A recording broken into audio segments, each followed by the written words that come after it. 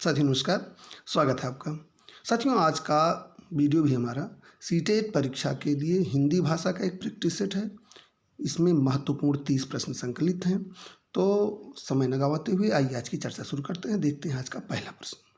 साथियों हमेशा की तरह पुनः आग्रह करूँगा कि आप हमारे साथ साथ सही विकल्पों का चयन करते हुए अपने अध्ययन का अभ्यास स्वमूल्यांकन करते हुए चलें, तो निश्चित रूप से आपके लिए लाभकारी होगा। तो देखते हैं साथियों आज का पहला प्रश्न। आज का पहला प्रश्न है, कहानी, कविता, गीतों और नाटकों के माध्यम से बच्चे। यहाँ पुनः आग्रह करूँगा कि प्रश्नों को यदि आप ध्यान से पढ़ते हैं तो निश्चित रूप से आपको सही विकल्प चयन करने में सुविधा होगी, आप सटीक विकल्प का चयन कर पाएंगे। पहला प्रश्न पुनः इसको पढ़ते हैं। कहानी, कविता, गीतों और नाटकों के माध्यम से बच्चे केवल मूल्यों का अर्जन करते हैं, केवल अपनी तर्क शक्ति का विकास करते हैं, अपनी सांस्कृतिक धरोहर से जुड़ते हैं, केवल मनोरंजन प्राप्त करते हैं। तो इसका सबसे सटीक विकल्प क्या होगा? इसका सबसे सटीक विकल्प होगा साथियों विकल्प संख्या 3, अपनी सांस्कृतिक धरोहर से जुड़ते हैं। ठीक है ना। देखते हैं प्रश्न संख्या 2। प्राथमिक स्तर पर भाषा सिखाने का सर्वोपरि उद्देश्य है। यहाँ ध्यातव्य है, क्या कह रहा है? सर्वोपरि उद्देश्य। 4 विकल्प देखिए, मुहावरे लोकोक्तियों का ज्ञान प्राप्त करना, कहानी कविताओं को दोहराने की कुशलता का ज्ञान प्राप्त करना, तेज प्रवाह के साथ पढ़ने की योग्यता का विकास करना, अपनी बात दूसरों के समक्ष अभिव्यक्त करने की कुशलता का विकास करना। ठीक है। तो इसमें सबसे सटीक विकल्प क्या है साथियों? तो सबसे सर्वोपरि उद्देश्य जो है वो है विकल्प संख्या आपका 4। प्राथमिक स्तर पर भाषा सिखाने का सर्वोपरि उद्देश्य अपनी बात दूसरों के समक्ष अभिव्यक्त करने की कुशलता का विकास करना। ठीक है।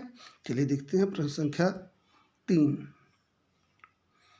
विद्यालय में एक से अधिक भाषाओं का शिक्षण जटिल 4 विकल्प देखिए, जटिल समस्याएं उत्पन्न करता है, अनेक भाषाओं के शिक्षकों को रोजगार प्रदान करता है, बहुभाषिकता और राष्ट्रीय सद्भाव का प्रसार करता है, व्यावहारिक नहीं है। तो इसका सही उत्तर क्या है साथियों? इसका सही उत्तर विकल्प संख्या 3, बहुभाषिकता और राष्ट्रीय सद्भाव का प्रसार करता है। ठीक है। देखते हैं अगला प्रश्न संख्या 4। कक्षा 1 के बच्चे डैश डैश एवं डैश डैश से प्राप्त बोलचाल की भाषा के अनुभवों को लेकर ही विद्यालय आते हैं। इसमें 2 खाली जगह है जिनमें शब्दों को भरना है। घर परिवार पड़ोसी, घर परिवार परिवेश, घर परिवार दोस्तों, घर परिवार टीवी। तो इसमें सबसे सटीक विकल्प क्या है साथियों? इसमें सबसे सही विकल्प है विकल्प संख्या 2, घर परिवार और परिवेश। घर परिवार और परिवेश से प्राप्त बोलचाल की भाषा के अनुभवों को लेकर बच्चे विद्यालय आते हैं। ठीक है। देखते हैं अगला प्रश्न संख्या 5। कक्षा 1 और 2 के शुरुआती समय में पढ़ने का प्रारंभ डैश डैश से हो और किसी डैश डैश के लिए हो। इसमें भी 2 शब्द भरने हैं। इसमें देखिए 4 विकल्प, अर्थ, उद्देश्य, अक्षर ज्ञान, मनोरंजन, शब्द पहचान, मूल्यांकन, अक्षर ज्ञान और उद्देश्य। तो इसमें साथियों सबसे सटीक विकल्प जो है वो है विकल्प संख्या 1। कक्षा 1 और 2 के शुरुआती समय में पढ़ने का प्रारंभ अर्थ से हो और किसी उद्देश्य के लिए हो। ठीक है। देखते हैं प्रश्न संख्या 6। इनमें से कौन सा प्राथमिक स्तर पर हिंदी भाषा शिक्षण का उद्देश्य नहीं है? ध्यान से देखिए, पूछ रहा है नहीं है। इसमें देखिए 4 विकल्पों को, संदर्भ के अनुसार अनुमान लगाकर पढ़ने का प्रयास करना, चित्रकारी को स्वयं की अभिव्यक्ति का माध्यम बनाना, बच्चों की घर की भाषा और स्कूल की भाषा में संबंध बनाते हुए उसे विस्तार देना, सुनी हुई बातों को ज्यों का त्यों दोहराना। तो इसमें सबसे सटीक विकल्प क्या है? इसमें सबसे सटीक विकल्प है साथियों विकल्प संख्या 4, सुनी हुई बातों को ज्यों का त्यों दोहराना। ठीक है। देखते हैं अगला प्रश्न संख्या 7। भाषा कौशलों के संबंध में कौन सा कथन सही है? भाषा कौशलों के संबंध में कौन सा कथन सही है? सबसे उचित विकल्प का चयन करिए। भाषा कौशल अंतः संबंधित होते हैं। भाषा के सभी कौशलों को नए सिरे सिखाने की आवश्यकता होती है। भाषा कौशल एक दूसरे से स्वतंत्र होते हैं। भाषा के चारों कौशल एक क्रम में सीखे जाते हैं। इसमें सबसे उचित और सबसे सटीक विकल्प है साथियों, भाषा के कौशल अंतः संबंधित होते हैं। सबसे सटीक विकल्प विकल्प संख्या 1, भाषा का कौशल, भाषा के कौशल होना चाहिए, भाषा के कौशल अंतः संबंधित होते हैं। ठीक है। चलिए देखते हैं प्रश्न संख्या 8। भाषा डैश डैश डैश डैश और डैश का एक उत्तम साधन है। यहाँ 3 शब्द या शब्दांश आपको रखने हैं। सुनने, बोलने, सोचने, पढ़ने, लिखने, संप्रेषण, सोचने, महसूस करने, चीज़ों से जुड़ने और पढ़ने, लिखने, समझने। तो यहाँ साथियों सबसे सही विकल्प है विकल्प संख्या 3। भाषा सोचने, महसूस करने, चीज़ों से जुड़ने का एक उत्तम साधन है। ठीक है, देखते हैं अगला प्रश्न, प्रश्न संख्या 9। भाषा सीखने का व्यवहारवादी दृष्टिकोण डैश डैश पर बल देता है। भाषा सीखने का व्यवहारवादी दृष्टिकोण किस पर बल देता है? देखिए चारों विकल्पों को, अनुकरण, रचनात्मकता, भाषा प्रयोग और अभिव्यक्ति। इसका सबसे सटीक उत्तर है साथियों विकल्प संख्या 1, अनुकरण। व्यवहारवादी दृष्टिकोण अनुकरण पर बल देता है। ठीक है, आइए देखते हैं अगला प्रश्न, प्रश्न संख्या 10। नासिरा पढ़ते समय अनेक बार अटकती है, उसे पढ़ने में कठिनाई होती है, उसकी समस्या मुख्यतः संबंधित है। पठन अरुचि, बुद्धिलब्धि, डिसलेक्सिया, डिस्ग्राफिया। तो साथियों इसका सही उत्तर है विकल्प संख्या 3। नासिरा डिसलेक्सिया द्वारा पीड़ित है। ये साथियों पठन विकार से संबंधित है। डिस्ग्राफिया जो है वो लेखन से संबंधित विकार है। ठीक है, चलिए देखते हैं अगला प्रश्न, प्रश्न संख्या 11। वाइगोत्स्की के विचारों पर आधारित कक्षा में डैश डैश पर सबसे अधिक बल दिया जाता है। कविता दोहराने, कहानी सुनने, कार्यपत्रकों और परस्पर अंतःक्रिया। तो इसमें सबसे सटीक विकल्प है साथियों विकल्प संख्या 4, परस्पर अंतःक्रिया। वाइगोत्स्की के विचारों पर आधारित कक्षा में परस्पर अंतःक्रिया पर सबसे अधिक बल दिया जाता है। देखते हैं प्रश्न संख्या 12। हमारी कक्षाओं में बच्चे भिन्न भिन्न भाषिक पृष्ठभूमि से आते हैं, अतः उनकी भाषाओं को भी कक्षा में, बहुत ध्यान से देखिए, बहुत महत्वपूर्ण प्रश्न है, उनकी भाषाओं को भी कक्षा में स्थान देना अनिवार्य है। उनकी भाषाओं को सीखना सभी शिक्षार्थियों के लिए अनिवार्य है। भाषा की पाठ्यपुस्तक में उनकी सभी भाषाओं के शब्द होना अनिवार्य है। उनकी सभी भाषाओं की जानकारी शिक्षक के लिए अनिवार्य है। तो इसमें सबसे सटीक विकल्प है साथियों विकल्प संख्या 1, उनकी भाषाओं को भी कक्षा में स्थान देना या सम्मान देना, आप यहाँ कह सकते हैं, अनिवार्य है। उनकी भाषाओं को भी, स्थान की जगह आप एक शब्द यूज़ कर सकते हैं, प्रयोग कर सकते हैं। यहाँ इसको आप हटा दीजिए, यहाँ आप यूज़ कर सकते हैं साथियों सम्मान। ठीक है, स्थान यहाँ हटा के उनकी भाषाओं को भी कक्षा में सम्मान देना अनिवार्य है। स्थान तो नहीं दिया जा सकता, लेकिन सम्मान देना अनिवार्य है। ठीक है, स्थान की जगह आप इसको सम्मान पढ़िए। चलिए देखते हैं प्रश्न संख्या 13। इनमें से प्राथमिक स्तर पर भाषा आकलन का सर्वाधिक उचित तरीके हैं। प्राथमिक स्तर पर भाषा आकलन के सर्वाधिक उचित तरीके कौन कौन से हैं? देखिए, किसी पाठ की 5 पंक्तियाँ पढ़वाना, बच्चों को चित्र वर्णन और प्रश्न पूछने के अवसर देना, बच्चों से पत्र लिखवाना और बच्चों से प्रश्नों के उत्तर लिखवाना। तो इसमें सबसे सटीक विकल्प है साथियों बच्चों को चित्र वर्णन और प्रश्न पूछने के अवसर देना, विकल्प संख्या 2। ठीक है, चलिए देखते हैं अगला प्रश्न, प्रश्न संख्या 14। कौन सा प्रश्न बच्चों की भाषा क्षमता का सही आकलन करेगा? देखिए 4 प्रश्न इसमें दिए गए हैं, चारों प्रश्न के आधार पर सही विकल्प चयन करिए। लड़की ने किसके दाम नहीं बताए? लड़की टोकरी में क्या नहीं बेच रही थी? यदि तुम आम बेचोगे तो उसके कितने दाम लोगे और क्यों? और आजकल आम का दाम कितना है? तो इसमें कौन सा प्रश्न बच्चों की भाषा क्षमता का सही आकलन करेगा साथियों? इसमें सही विकल्प है विकल्प संख्या 3, यदि तुम आम बेचोगे तो उसके कितने दाम लोगे और क्यों। ठीक है, देखते हैं अगला प्रश्न। अगला प्रश्न है साथियों, प्राथमिक स्तर पर बच्चों के बाल साहित्य के चयन का मुख्य आधार क्या होना चाहिए? यहाँ बात हो रही प्राथमिक स्तर की, ठीक है ना। तो उनके बाल साहित्य के चयन का मुख्य आधार क्या होना चाहिए? चारों विकल्पों को देखिए। छोटी रचनाएं, रोचक विषय वस्तु, रंगीन चित्र, सरल जानकारी। तो यहाँ सबसे सटीक विकल्प है साथियों विकल्प संख्या 2, रोचक विषय वस्तु। ठीक है, देखते हैं अगला प्रश्न। साथियों अगला प्रश्न जो है वो पद्यांश पर आधारित अगले कुछ प्रश्न हैं। इसमें देखिए निर्देश को हम देखते हैं। प्रश्न संख्या 16 से 21 के बारे में है निर्देश। नीचे दी गई काव्य पंक्तियों को पढ़कर सबसे उचित विकल्प का चयन करिए। ठीक है, आइए देखते हैं काव्य पंक्तियाँ। नहीं झुका करते जो दुनिया से करने को समझौता, ऊंचे से ऊंचे सपनों को देते रहते जो न्योता, दूर देखती जिनकी पैनी आँख भविष्यत का तक चीर, मैं हूँ उनके साथ खड़ी जो सीधी रखते अपनी रीढ़। ठीक है, तो प्रश्न संख्या 16 से 21 इसी पद्यांश पर आधारित है। आइए देखते हैं प्रश्न संख्या 16। कविता की पंक्तियों के अनुसार कविता किसके पक्ष में खड़ी है? जो स्वाभिमानी, साहसी और निर्भीक हैं, जो केवल सपनों में खोए रहते हैं, जो उजाला फैलाते हैं, जो समझौता करके शांति फैलाते हैं। तो यहाँ कविता के अनुसार सबसे सटीक विकल्प है साथियों, विकल्प संख्या 1। कविता की पंक्तियों के अनुसार कविता किसके पक्ष में खड़ी है? जो स्वाभिमानी, साहसी और निर्भीक हैं। प्रश्न संख्या 17 देखते हैं। प्रश्न संख्या 17 है साथियों, व्यक्ति की दृष्टि कैसी होनी चाहिए? अंधकार को चीरने वाली, दूर की चीज़ों को साफ साफ देखने वाली, दूरदर्शिता से युक्त, भविष्य का अंधेरा दूर करने वाली।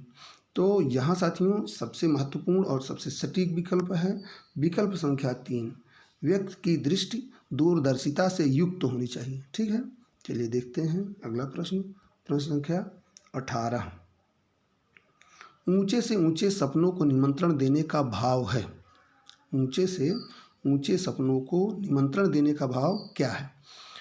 ऊंचे सपनों को आमंत्रित करना, उच्च कोटि के स्वप्न देखना और उन्हें साकार करने का प्रयास करना, स्वप्नशील रहना, सपनों को आमंत्रित करना। तो यहाँ सबसे सटीक विकल्प है साथियों विकल्प संख्या 2, उच्च कोटि के स्वप्न देखना और उन्हें साकार करने का प्रयास करना। ठीक है, चलिए देखते हैं प्रश्न संख्या 19। तम शब्द का पर्याय है यामिनी, रात, अंधकार, निशा। तो यहाँ तम शब्द का पर्याय क्या है? अंधकार। यामिनी, रात, निशा, ये क्या है? यामिनी और निशा रात के पर्याय हैं। ठीक है, तो यामिनी, रात और निशा ये तीनों एक ही हैं। अंधकार इसमें अलग है। तम शब्द का पर्यायवाची अंधकार है। ठीक है, देखते हैं अगला प्रश्न। प्रश्न संख्या 20। नहीं झुका करते जो दुनिया से, यहाँ देखिए ये इन्वर्टेड डबल इन्वर्टेड कामा में है। नहीं झुका करते जो दुनिया से पंक्ति में किसके सामने न झुकने की बात की गई है? चारों विकल्प देखिए। विषम परिस्थितियों में अन्याय के सामने, दुनिया के सभी देशों के सामने, अन्यायी राजाओं के सामने, दुनिया के व्यक्तियों के सामने।